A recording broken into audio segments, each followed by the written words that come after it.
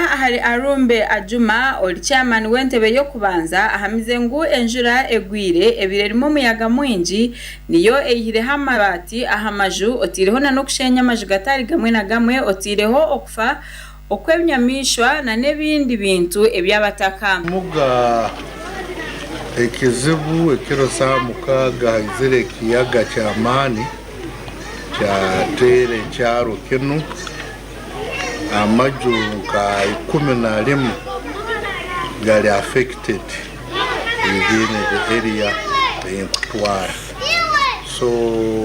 twalega okwimuka ekiro tube tumanya harumu kufodera betwina aba UPDF para bamugulika bitwasanga tahabeire mu muntu wafwire. Agizire ngu obwahati government eshemeye kurugayo ekirukangirira maka agabantu abaferirwe bintu byabo ari kugira ngo bwahata binji tubineho kutura. Government nka most of the district ije erura abantu bano situation teri nungi wizirikiza rumanyika owu abana be batano batunjire obuhuta butari bumwe na bimwe yasima abebembezi otireho abiserukara ba UPDF bamwe na polisi ahabo kugira ngo barawukire kubirukangirira babatasya bacyurire ona gagwira hasa enju zona zibambukere nikusaba government tuyamba at least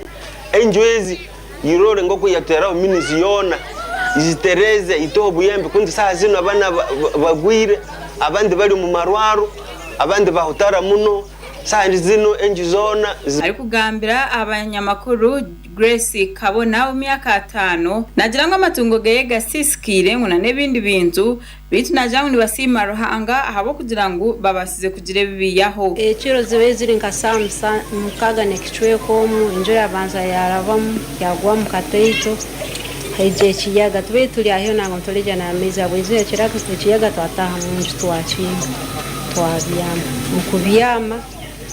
izera kimu ekintu kize mu ndugu mu chimbenju tulirenjo ne baruka kigitera kurisha magitera kuri pasta gamtasera ho kubyama tutereire mu bintu byona byasisikara mfalisi byontu byona bisisikaire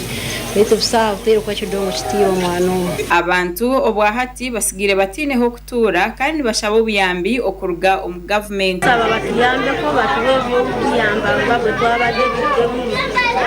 batuzimbire nyumba ya president batwana ka business kafuke tubade tukora